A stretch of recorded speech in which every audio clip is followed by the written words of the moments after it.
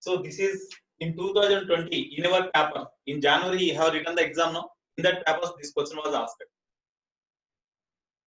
Okay. Nitish.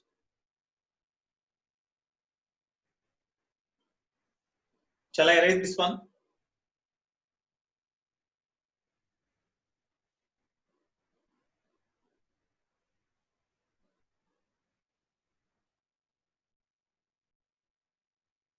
Okay.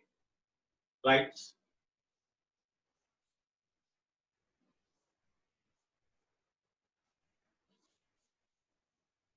Next problem you see. Next problem.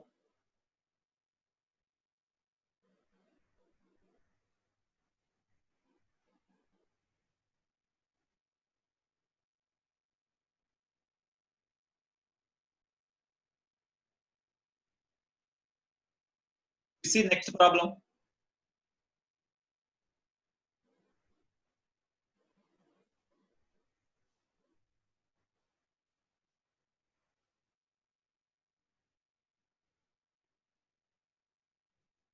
All of you see the next problem there.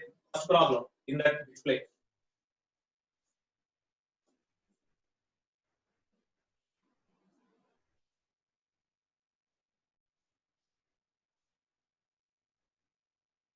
Okay. In that display's first problem, it weighs, if not if, it weighs 196 Newton on spring balance at the North Pole. Its weight recorded on the same balance if it is shifted to the equator. Okay, you see here.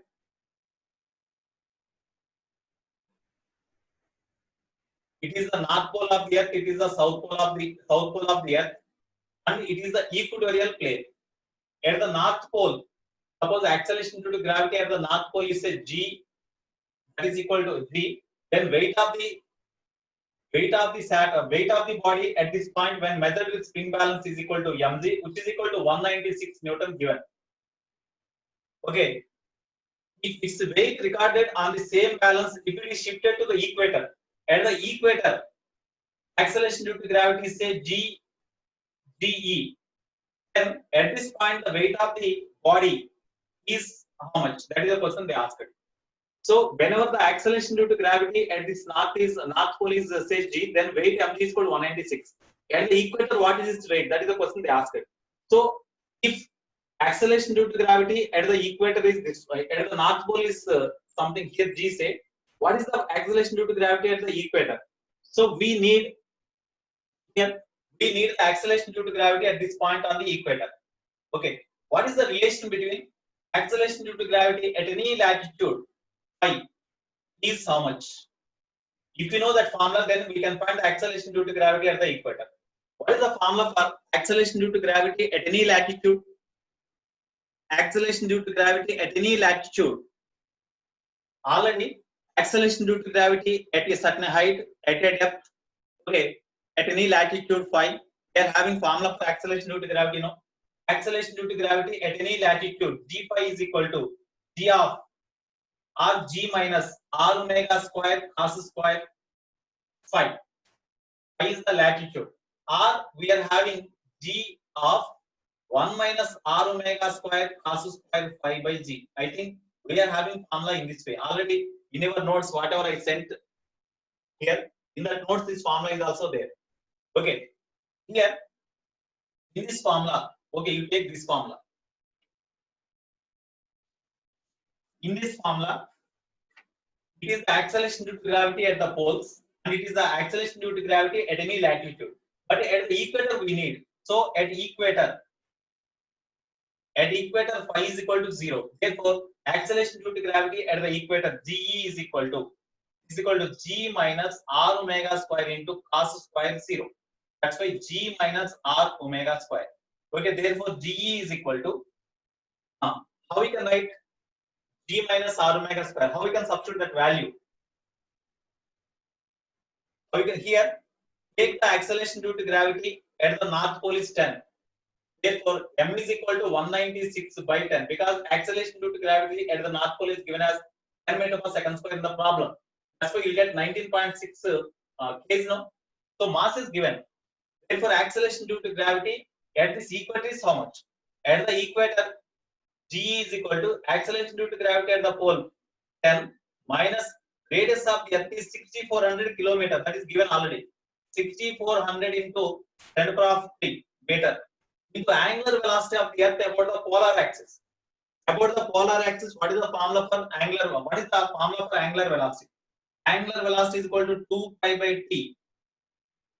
In case of earth about the polar axis, if the time period of the earth is t, then 2 pi by t is the angular velocity. Whole square is there. Whole square you write.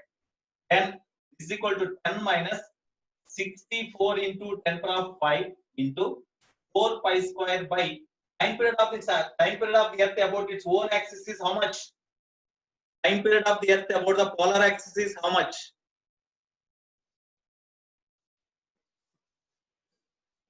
Come on.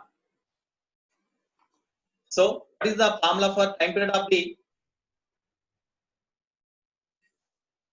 What is the formula for time period of the? Time period of the earth about its polar axis? Come on, tell me.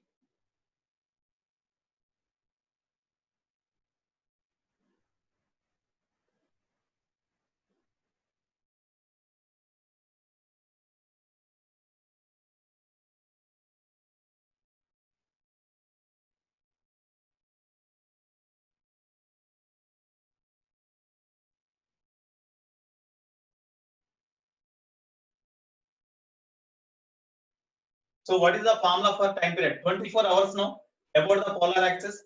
24 hours into 60 minutes into 60 seconds. It is the time period. Okay, square is there. So whole square. So you simplify this acceleration due to gravity at the equator. Therefore, weight of the satellite at the equator, W dash is equal to M into Z. That is equal to, if you simplify them, then you will get M means already we know 19.6 into acceleration due to gravity at the equator is this one. So 10 minus 64 into 10 to the power 5 into 4 into pi square can be taken as approximately 10 because pi square is nearly equal to 9.8. So you can take 10. Or okay, you take 9.8 by 24 into 60 whole square. Okay, you simplify them. Then you will get approximately 195.32 Newton. After simplification, you will get approximately 195.32 Newton. That is the weight of the particle at the equator. If its weight at the poles is 196. Okay.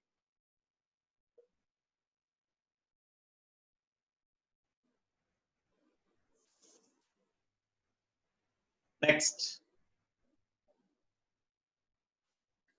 You see the 22nd problem.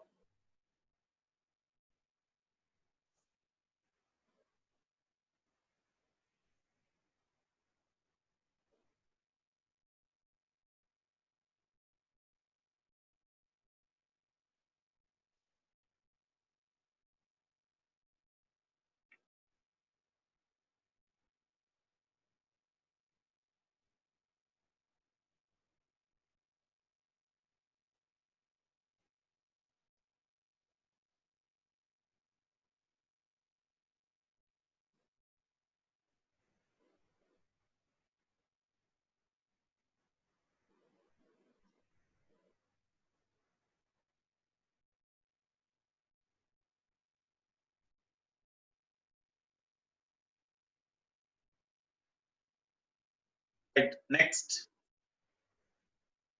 22nd. You see the problem? A ball is dropped from the top of 100-meter high tower on a planet. In the last half second before hitting the ground, it covers a distance of 19 meters. Acceleration due to gravity near the surface of the planet. Acceleration due to gravity near the surface of the planet, they asked. Okay. Now you see, here the height from which the body is dropped is 100 meters. That means it is very small height. That's why acceleration due to gravity can be taken uniform toward the motion of the particle, motion of the ball. Suppose this is the surface of the earth. From a height 100 meter,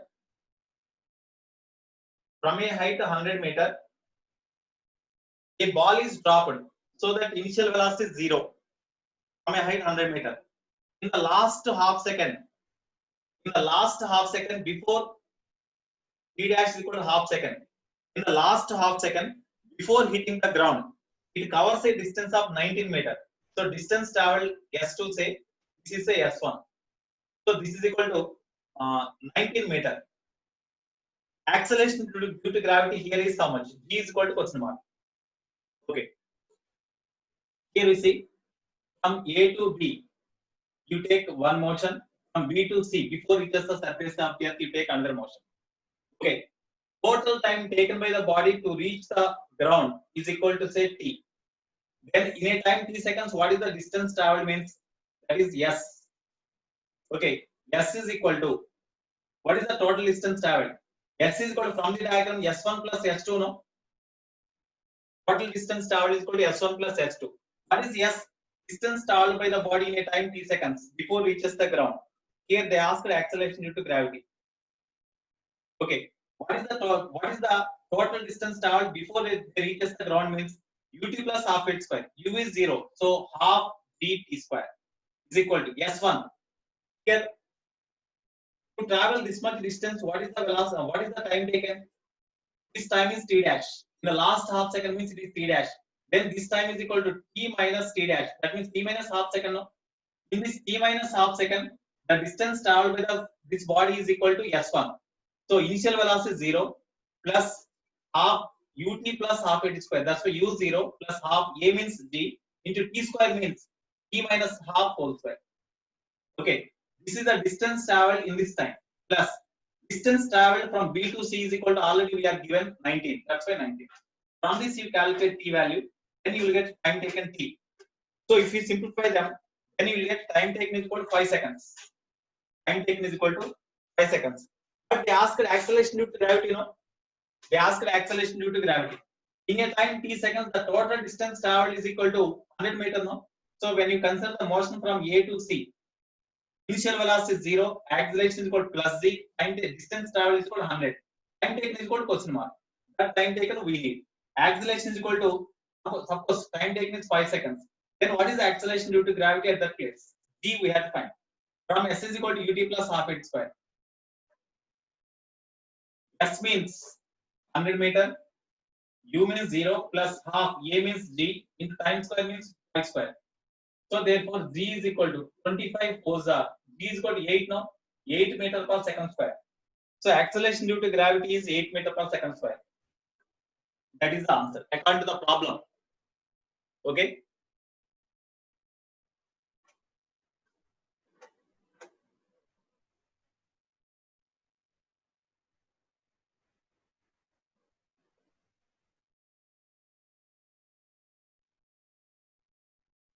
Next.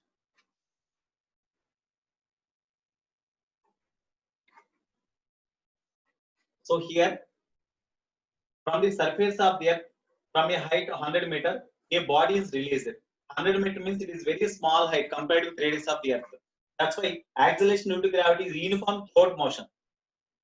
Actually, it is the formula related to kinematics in one dimension, freely falling body. That is the problem. Okay. So here, in the last half second before it reaches the ground, it will travel a distance equal to 90 meter is given. Suppose the total time taken by the body to reach the surface of the earth is at t seconds. Then, in the last half second distance travel is given. Then what is the remaining time here? In the last half second, suppose it travel from B to C. In the remaining time, that means total time is t, no? In that half of the second you subtract. In the t minus half second, it travel from A to B.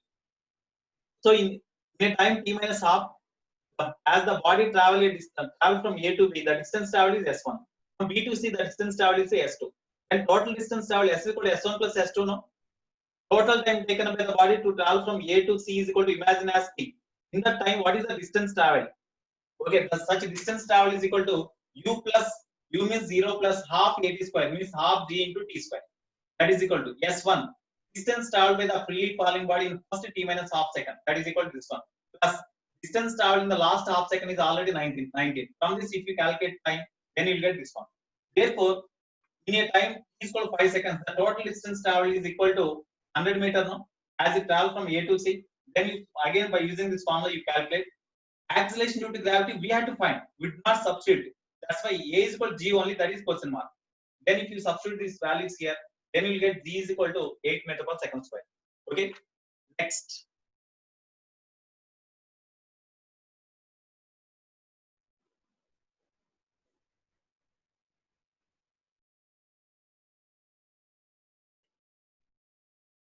Next, you see the other problem.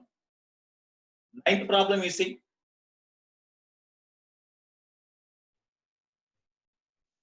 Next, you see the ninth problem.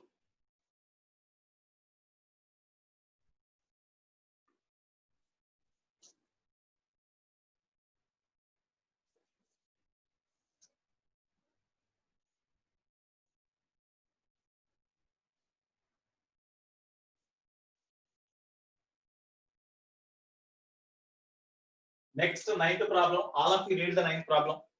Planet A has mass capital and radius capital. Planet B has half the mass and half the radius of planet A.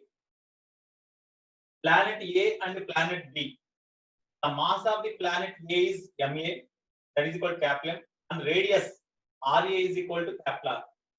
Planet B has mass MB is equal to half the planet B has half the mass of A, that means M by 2, and radius is half the radius of planet A, that means capital R by 2. If the escape velocities from the planets of A and B are, escape velocity on the planet A is equal to UA, on planet B escape velocity is equal to UB. UA by UB, that means the ratio between the escape velocities is equal to n by 4. Then n value is equal to question mark. Of course, it is, I think, it is the direct problem view. Okay, all of you look at the board. All of you look at the board. Here mass of the planet A and B are given as mr. Mass of the planet B is half of this mass, and radius of the planet is half of the radius. Escape velocities on the planet A and B are UA and UB. Then UA by UB is equal to m by 4. N is how much? Already we know escape velocity on the any planet is equal to root 2cm by radius of the planet. No, m is the mass of the planet, r is the radius. 2g is constant. That's why escape velocity is directly proportional to root m by r. No. For two cases, escape velocity on the planet A by escape velocity on the planet B is UB. UA by UB is equal to square root of, as escape velocity is proportional to root m by r, mass of the planet A by mass of the planet B into radius of the planet B by radius of the planet A. You substitute the data. This is equal to square root of MA is m by MB means m by 2 into RB means r by 2 by RA means r. So we can cancel RR, M. The 2 can be cancelled now, so 1. So UA is equal to UB. Therefore, UA by UB is equal to, we will get 1. That is given as n by 4. So n is equal to 4 now. N is equal to 4. That is the answer. Okay. Next.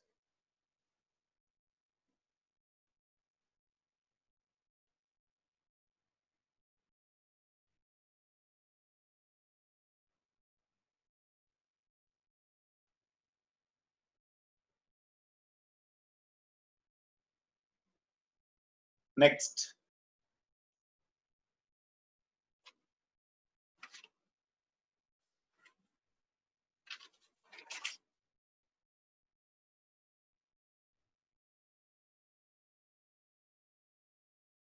Sixth problem.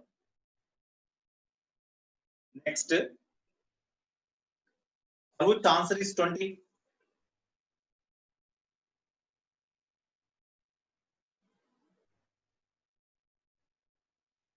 Advant.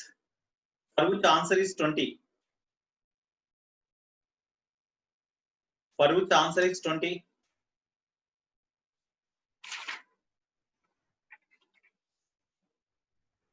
Advant, you have written 20. No, what for which question to answer is 20.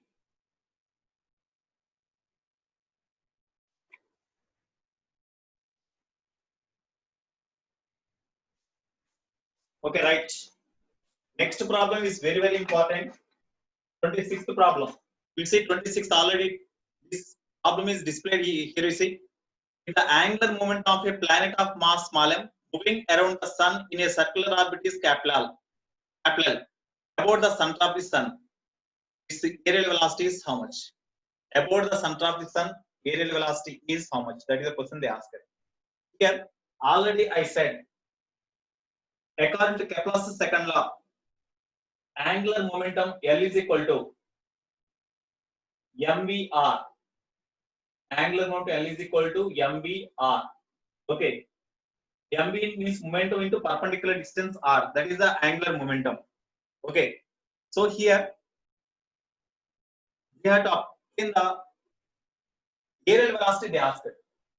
Okay, aerial velocity dA by dt. Aerial velocity is equal to dA by dt. You see,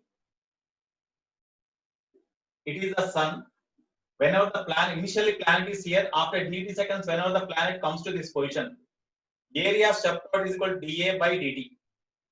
Okay, in a time dt seconds. In that time, dA by dt is equal to, we can write, suppose the radius of the mean distance of the planet from the sun is smaller, then how we can write this value? How we can find the area swept out in a time dt seconds? Area swept out by the planet in dt seconds is equal to, how we can write? Area swept out, how we can calculate? Area of the sector, that is equal to, it is just like whenever these 2 points are nearer to each other, this is almost all a triangle. Then in case of triangle, area half into base smaller into whatever is height. Height is equal to, suppose this angle is d theta. Then height means here sine d theta you take. Sine d theta is equal to opposite means h by hypotenuse means approximately equal to mean distance r. So h is equal to r sine d theta. D theta is approximately, as d theta is very small, sine d theta can be written as simply d theta. H is equal to r d theta. Therefore, half base into height means r into d theta. R into, it is the area swept by dt is there, dt. Therefore, aerial velocity dA by dt is equal to r square by 2 into d theta by dt means angular velocity of the planet now. Since d theta by dt is equal to angular velocity. This is the formula we got. Okay, now we have to find angular aerial velocity in terms of angular momentum. Omega is not given. Okay, here we have taken v is equal to r omega. We know v is equal to r omega. From this omega can be written as r square by 2 into omega means v by r, we can write r square cancel, that's by half vr is equal to 1 by 2 into vr means, from this formula vr is equal to l by m, no, l by m. Therefore, aerial velocity dA by dt is equal to l by 2m. So in terms of angular momentum, formula for aerial velocity is this one. You note down, half 2 into sine theta. Yeah.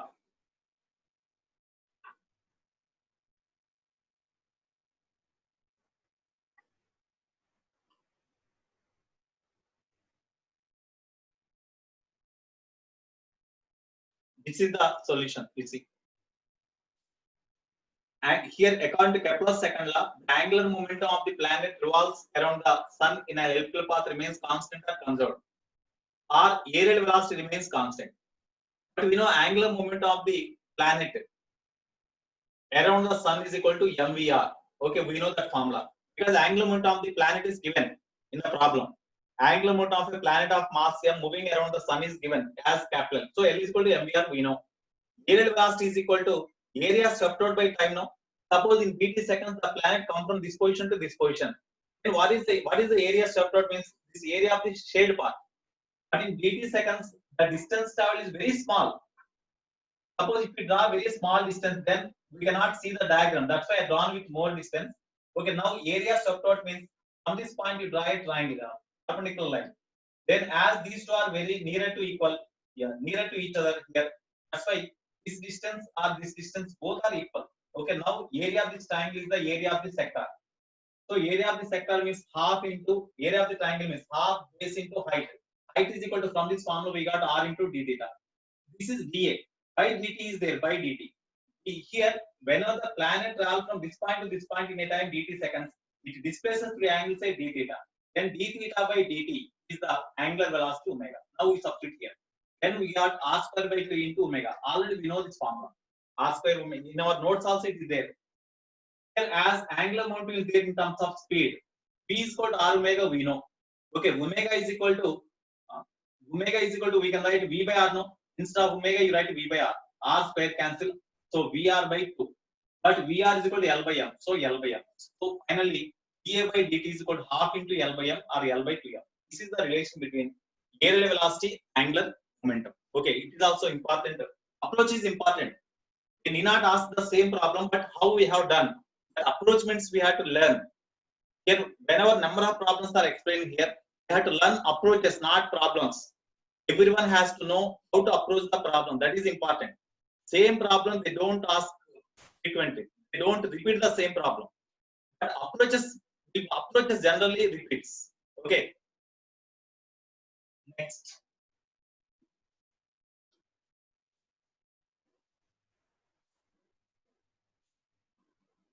Twenty-seventh problem. For identical part. Okay, 27th problem you see.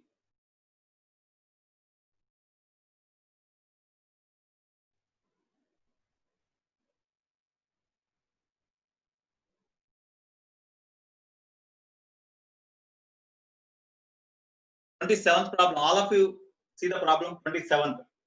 Four identical particles of mass capital M are located at the corners of the sphere of side A.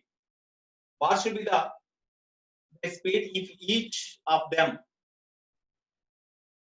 revolves under the influence of the other's gravitational field in a circular orbit circumscribing the sphere?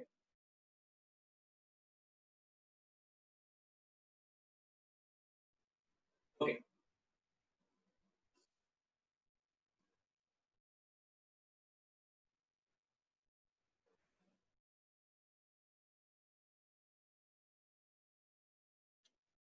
Okay, look at the board.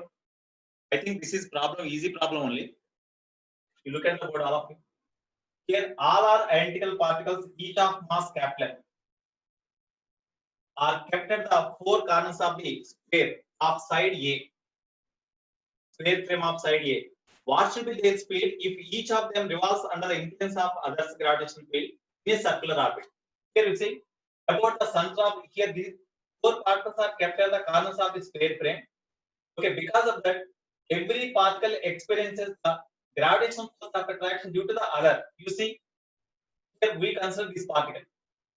Due to this mass, gravitational force of attraction acts in this direction, that is the F1.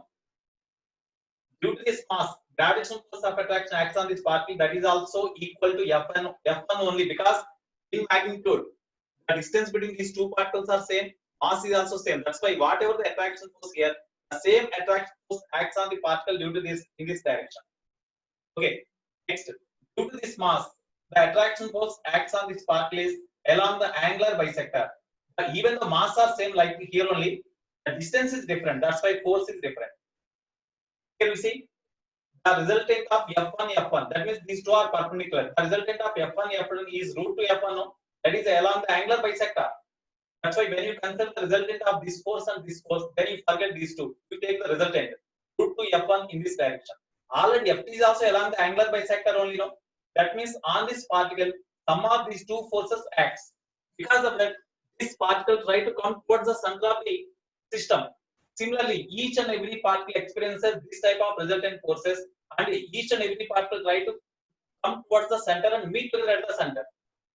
But the particles are made to rotate along the circular path at the corners of the sphere frame only, so that the particles are under equilibrium at their places only.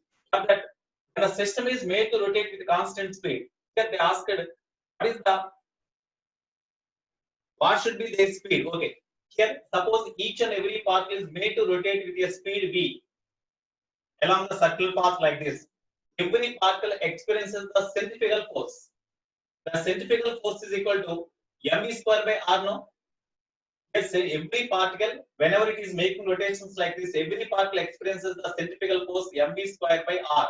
R is the radius of circular path of the particle. So mv square by r. Whenever this mv square by r, the net force, both are equal in magnitude, net force becomes zero, so that the particle cannot move in this direction, cannot move in this direction. The particle travel along the tangential direction.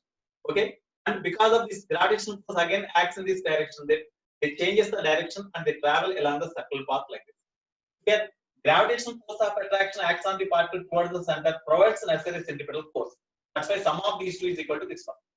So F2 plus root 2 F1 is equal to mv square by r. We have to find v. That is our problem. F2 means gravitational force of attraction acts on this particle due to this. That is equal to g into mass of this particle into mass of this particle, m into m, by distance means this is 2r, 2r whole square. Of course, what is r? We have to substitute. Plus root 2 into F1 means gravitational force of attraction acts on this particle due to this. That is equal to g into m by distance means a. A is given, r is not given, we have to convert them. A square is equal to m. M means capital M into speed v square by r. R means radius of the circular path, small r. So what about r? You see, this is a, this is a. Then this is equal to root 2a. No? Root 2a is equal to 2r. Root 2a is equal to 2r. Then r is equal to a by root 2 we can write now. Instead of r, you substitute a by root 2. Therefore, g cap m square by 2 into r means a by root 2 whole square plus root 2 into g m square by a square plus is equal to m e square by r means a by root 2. From this you calculate v value.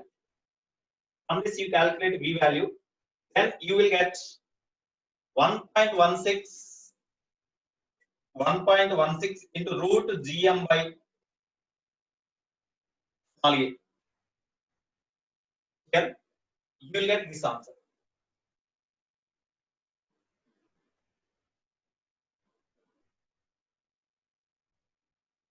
Okay, you will get this answer. 1.16 into root gm by a. This is the answer you will get. Okay. Note on this problem.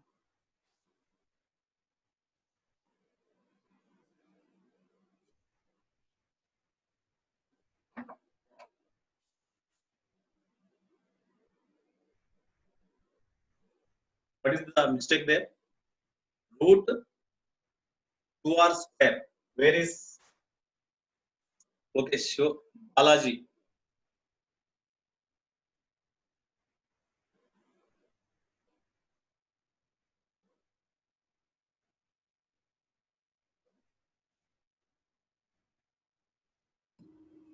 Balaji, where is root 2?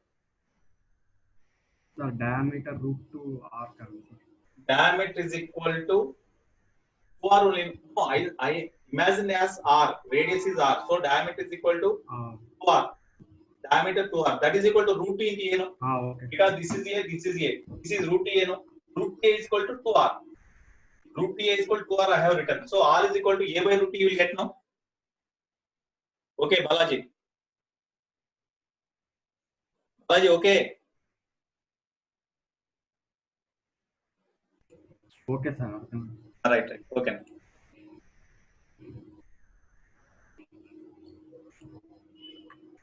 Right. Next problem. 29th. All of you see 29th problem.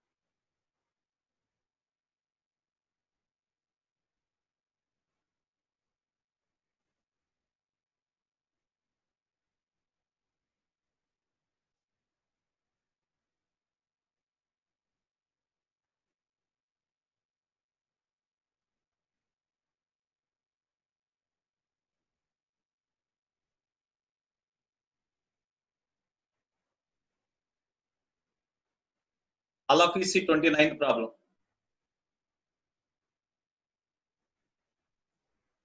Sorry, 28th problem. First you see 28th problem. 28th, not 29th. All of you read the 28th problem. Already it is displayed there. A solid sphere of mass m and radius a is surrounded by a uniform concentric spherical shell of thickness 2a, mass 2m.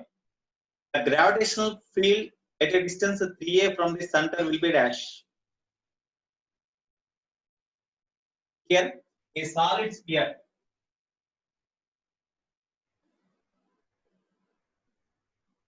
It is a solid sphere having mass m and radius a. Is surrounded by a uniform concentric spherical shell of thickness 2a. This is the shell. This is a shell having thickness 2a. So radius is equal to 3a only, no? Radius is 3a. Now the mass of the shell is 2m. Then what is the gravitational field at a distance 3a from the center? So at this point, what is the intensity of gravitational field? That is the question they asked. It is a simple problem only. Okay, have you seen the problem? Now you see the question.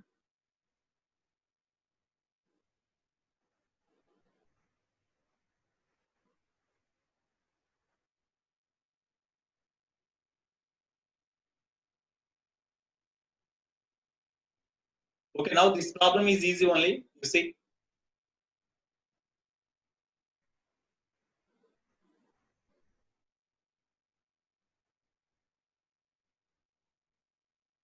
This 28th problem is easy only. You see.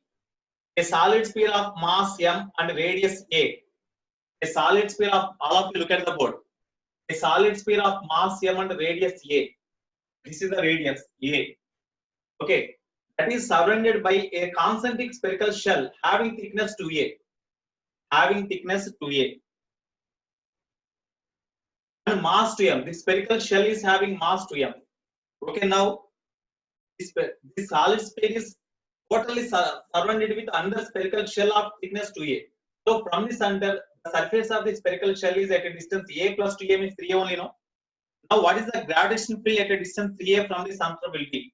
From the center at a distance 3a, what is the intensity of gravitational field? That is the question they asked. Here, the point where intensity of gravitational field is asked is outside the spherical shell and the solid sphere, no? That's why the total mass of this spherical shell and this sphere can be imagined to be at the center as the point where intensity to be determined lies outside. That means the mass of this one is 2m and the mass is m. That's why at the center we can imagine the total mass 3m. So when you imagine the total mass 3m at the center O, then at a distance 3a, what is the intensity of gravitational field? Directly due to the mass 3m, what is the intensity of gravitational field at a distance r? Means E is equal to, what is the formula? Gm by r square, no? So G into m means 3m by r square means 3a whole square. That's all. This is the intensity of gravitational field E, which is equal to Gm by 3a square. You will get, no? Gm by 3a square is the answer. Yeah, Gm by 3a square. This is the answer. Okay. Okay, Tarun Tesh, I think it is easy, no? So when you find the intensity of gravitational field at any point outside, the entire mass can be imagined to be at the center. And due to that, what is the intensity of gravitational field at this point? Same is applicable even in case of charged particles also. Suppose this sphere is having charge q and this is having charge q, 2q. Then at any point outside, what is the intensity of electric field means? As this point lies outside the two spheres here, then imagine the total charge in the spheres, two spheres can be at the center. Due to that, what is the intensity of electric field at this point? Formula is same. But 1/4 into net charge at the center by distance square. According to Shell theorem, we can write. Okay. Right. Next problem.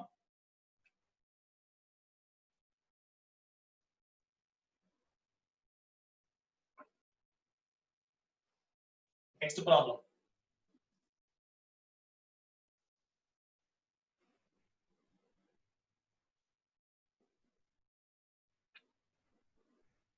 29th. You see the problem? 29th problem.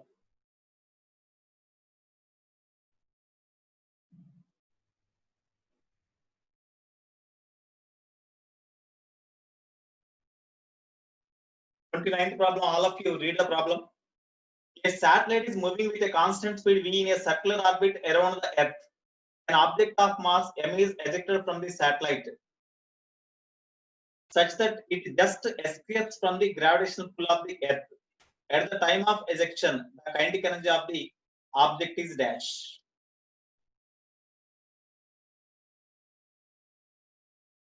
Okay. A satellite is moving with a constant. A satellite is moving with a constant speed v in a circular orbit around the Earth. That means we are given orbital velocity. Suppose this is a planet. A satellite is moving with a constant speed v along the circular path. That means indirectly orbital velocity of the satellite is given. A satellite is moving with a constant speed v in a circular orbit around the Earth. An object of mass m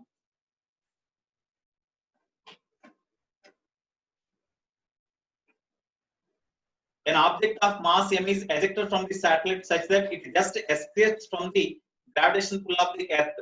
At the time of ejection, the kinetic energy of the object is dash.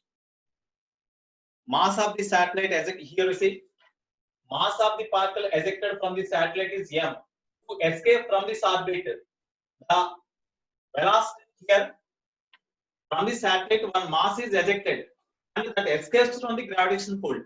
To escape any particle to eject from the gravitational field, the velocity of the particle must be equal to escape velocity. That's why escape velocity of this particle ve is equal to, what is the formula for escape velocity? Root 2gm by 2z into mass of the particle m by, okay, what is the formula here? 2gm by r, no? 2gm by r. Okay, suppose the distance of this particle from the center is say r, then r. It is the formula for escape velocity. Okay, this is equal to 2gm by radius of the Earth. Sorry, radius of the planet Kepler. Here, radius of the planet is Kepler given. Okay, now answer is given in terms of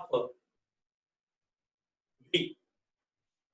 Here you see, orbital velocity v naught is equal to, we can write root gm by Kepler. No, this is given as capital V. In this formula, ve is equal to, it can be written as root 2 into root gm by Kepler. No, root 2 into root gm by Kepler means we can write capital V.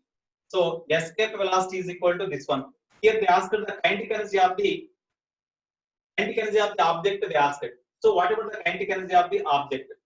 So kinetic energy of the object is equal to half into mass of the object into escape velocity square. So half m into escape velocity means root 2v whole square means root 2v whole square. Here root 2 whole square means 2 to cancel. Then kinetic energy is equal to mv square. No, this is the kinetic energy of the particle ejected from the satellite to escape. Okay.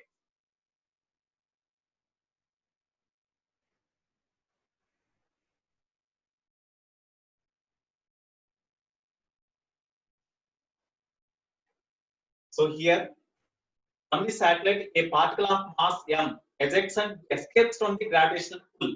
That means to escape any particle from the gravitational field, from which place even it is ejected, the escape velocity is same at any point, even it is escaped from the orbit or from the surface of the Earth, from which, whatever the place from which it is ejected to escape, the velocity of the ejected body to escape from the gravitational pull is equal to escape velocity only. That is equal to escape velocity of the particle in this orbit or escape velocity of the particle in the orbit or on the surface of the Earth. Both is all are same. That is equal to root 2 gm by Kepler. Okay, therefore, but answer is not given like this. Velocity of the satellite is given in its orbit. Velocity of the satellite in the orbit is equal to root 2 gm by Kepler. No, that is equal to V. Root Gm by capital R is equal to V. Here it is capital M. Okay, therefore, that is equal to V given. So in this formula, instead of Gm by capital R, you write V. Then you will get root 2 into V, you will get. That is the escape velocity of this particle. Kinetic of the particle, they asked. Kinetic energy equal to half m into V square. V means root 3V. Whole square is there. Simplification gives kinetic energy is equal to mv square. That is the kinetic energy of the particle ejected from the satellite to escape from the gravitational pull.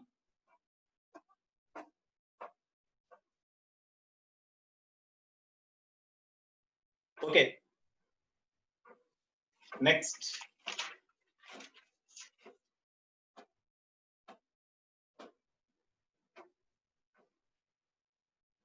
First.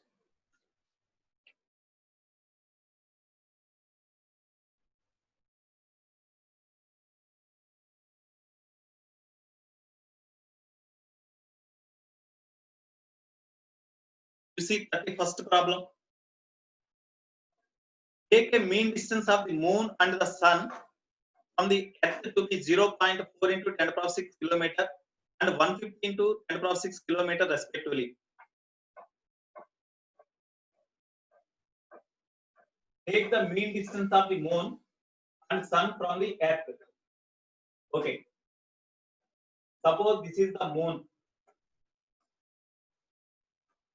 and it is the sun. It is the sun. And here earth is there. Earth. Take the mean distance of the moon and the sun from the earth. Suppose distance between the moon and earth, that is say R1, which is equal to 0.4 into 10 to the power 6 kilometer. You see the problem. Okay, next. Distance between the sun and earth, that is R2. But R2 is equal to 8 into 10 to the power 150 into 10 to the power 6. 150 into 10 to the power 6 given. 150 into 10 to the power 6 kilometer. That is given. Their masses are, mass of the moon M1 is equal to 8 into 10 to the power 22 kgs. Mass of the sun M2 is equal to 2 into 10 to the power 30 kgs. Mass are given. The radius of the earth capital R is equal to 6400 kilometer is given. Let delta F1 be the difference in the forces exerted by the moon at the nearest and farthest points on the earth. Delta F2 be the difference in the force exerted by the sun at the nearest and farthest point on the earth. Then the number closest to delta F1 by delta F2 is dash.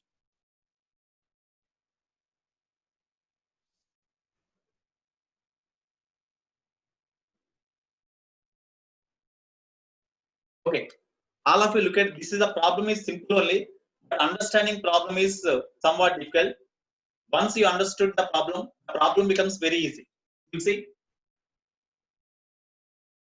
just I will draw one diagram here. This is the earth.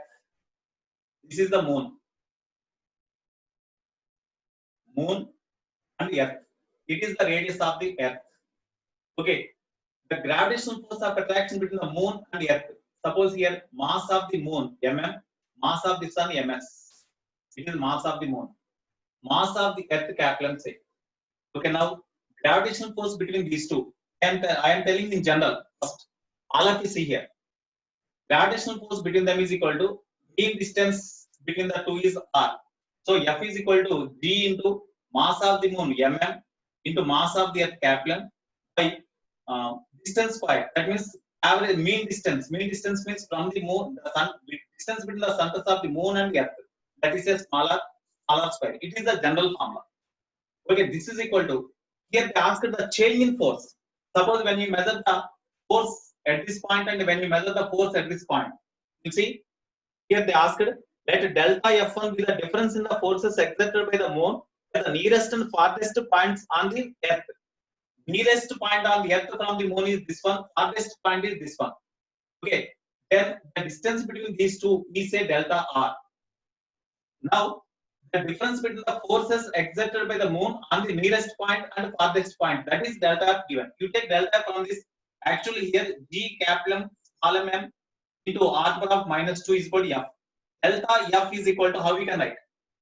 Delta F is equal to, how we can write on this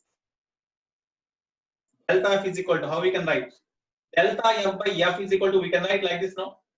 Gfm is constant, you keep aside, into here -2, here -2 into, we can write delta r by r now, -2 into delta r by r. From this delta f is equal to g capital M small m m into -2 delta r by r into f. So change in force at the nearest point and farthest point. Delta f is equal to minus g capital M into m mass of the moon by into 2 delta r by small r into f means g capital M small m by distance square means r square. That means delta f is proportional to delta f is proportional to delta r by r cube. No, you see all of it. Delta f is proportional to delta r by r cube into gmm. Of course, minus is also there. Here mass of the earth is same in both the cases, sun and moon. Okay, but mass of the moon, mass of the sun, they will change. That's why this is variable. This is constant. This is constant. Okay. Okay, this is also constant. So mass of the moon square. This is the formula. There are two cases. Delta f1 by delta f2 is equal to delta r1 by delta r2 into r2 by r1 whole cube into mass of the moon by mass of the sun whole square. What about delta r1? R1 means this distance, R2 means this distance, delta R2 means this one. Delta R1, delta R2. In both the cases, if it is the sun, delta R is 2R. If it is the moon, delta R is equal to 2R. That's why these two cancel. Since delta R1 is equal to delta R2 is equal to 2R. So these two cancel. Now, delta F1, that means change in force at the nearest point and farthest point is R2 by R1 whole cube into mass of the moon by mass of the sun whole square. I think we are having R2 by R1. R2 means this one. 150 into 10 power of 6 by, in kilometers only, ratio. That's why you can substitute directly.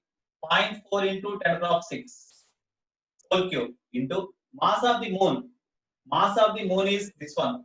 8 into 10 power of 22 by mass of the sun. 2 into 10 power of 30. Whole square is there. You simplify them. Delta F1 by delta F2. When you simplify them, then you will get approximately 2. You will get 2. So 2 is the answer. The ratio between the change in force in both the cases at the nearest point and the farthest point on the surface of the earth is delta F1 by delta F2 is equal to, you will get 2. Okay, this is 2018, April 15th, they asked the question. Okay.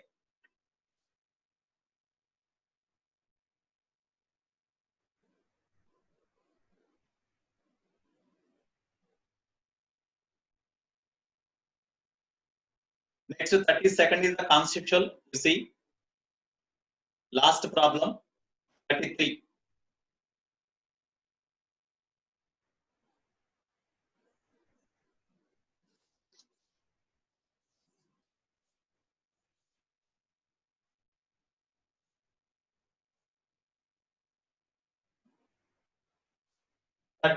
All of you read the problem.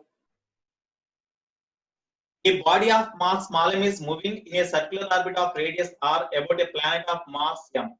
At some instant, it splits into two equal masses. The first mass moves in a body of mass m is moving in a circular orbit of radius capital R about a planet of mass capital. Okay, here there is a planet of mass capital M. Here, a body of mass small m is moving in a circular orbit of radius r. A body of mass small m moving in a circular orbit of radius capital R about a planet of mass capital M. At some instant, it splits into two equal masses. So this mass is divided into two equal masses, m by 2 and m by 2. The first mass moves in a circular orbit of radius r by 2. The first mass moves in a circular orbit of radius r by 2.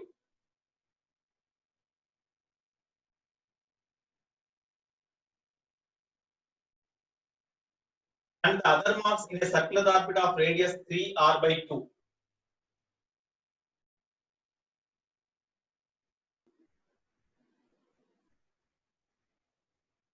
R by 2. The difference between the final and initial total energies. Okay. All of you see the problem on board. You see, around the planet, a particle of mass m is rotating like this. A particle of mass m is rotating like this. Okay, now at certain instant, this particle is divided into two equal masses, and one equal mass means m by 2, m by 2. One particle moving along the circular path of radius r by 2, and the other moving along the circular path of radius 3r by 2 means that is greater than r now. That's why outside we have to take. R by 2 means that is inside this less than this radius only. That's why you take this point here. Okay, travel along the circular path. Then what is the difference between the final and initial energies is initial energy. Initial energy means before explosion. Before this particle split into the two particles, it will travel along the circular path of radius capital and moving along the circular path with r cross speed v naught. Okay, then what is the total energy they asked? Total energy. Total energy only they asked. Total energy means potential energy plus kinetic energy. Before this particle split into two particles, potential energy is minus z, mass of this planet capital M, mass of this particle small m, by radius r, plus kinetic energy. As this particle travel along the circular path around the planet, definitely it is having orbital velocity. The kinetic energy is half mass of the particle into orbital velocity square. So this is equal to minus z capital M small m by capital R plus half small m into orbital velocity means root gm by radius of the orbit. Also, this is orbital velocity. Square is s square. So this is equal to minus z capital M small m by capital R plus half m into square means gm by capital R. Therefore, minus you see gm by 2r minus gm by r. When you take LCM, then you will get minus g capital M small m by 2r. This is the initial energy. Next, what about the final energy? Final energy EF is equal to what here after this particle split into two fragments, two particles of equal masses. One particle travel along the circular path around the same planet, around the planet of mass m. Okay, along the radius of the circular path r by 2.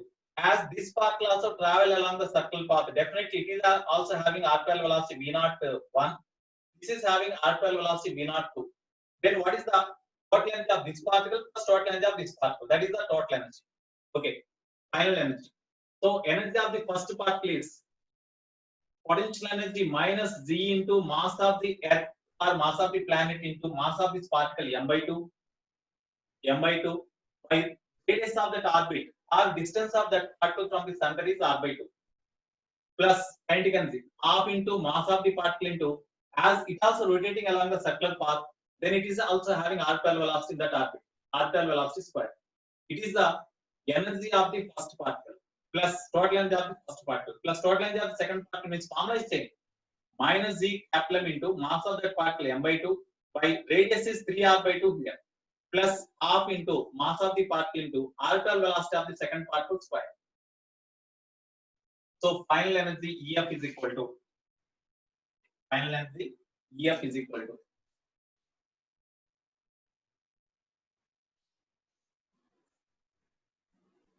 EF is equal to just you simplify that. Let 2 cancel. Then minus z capital M small m by r plus here half into m by 2 into what about orbital velocity of the first particle? Orbital velocity is root g into mass of the planet by distance. V is equal to root gm by r. R means distance of the particle from the center. That is equal to r by 2 whole square plus total energy of the second particle means minus here also you see 2 cancel. So minus z capital M small m by 3r plus half into m by 2 into orbital velocity means same root gm by, but the radius of the orbit is not r by 2 in this case. That is equal to 3r by 2, no? That's why 3r by 2 we have tried. Because here we have written 3r by 2 only. 3r by 2, no. That 3r by 2 is the radius of the orbit of the particle. That is there. Square. So minus z capital small m by capital. Here minus gmm by 3r, no? You write here. Minus gmm by 3r. Plus here m by 4 into gm by r by 2 means 2gm by capital. Square means root will be cancelled. Plus here m by 4 into here 2gm by 3r because root will be cancelled. When you take LCM here minus 4g capital M small m by 3r plus here gm by 2r plus here 2 2s r. Therefore gm by 6r. This is equal to, when you add all of them, in all of them you take gm by capital R common, then minus 4 by 3 plus 1 by 2 plus 1 by 6. This is equal to g capital M small m by capital R into, when you take LCM you will get 6. So minus 3 2s are 2 into 4 8 plus 2 3s are 3 6 1 is 1 1. So this is equal to g capital M small m by capital R into minus here minus 4 by 6, no? 2s are 3s are. So minus 2 capital G capital M small m by 3r. This is the final energy. Therefore, difference they asked. They asked the difference between the final and initial. So difference between the energies is equal to final energy minus initial energy.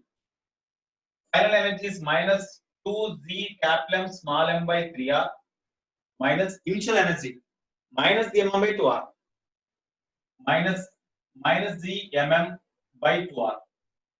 So this is equal to, it becomes plus gmm by 2r minus 2gmm by 3r.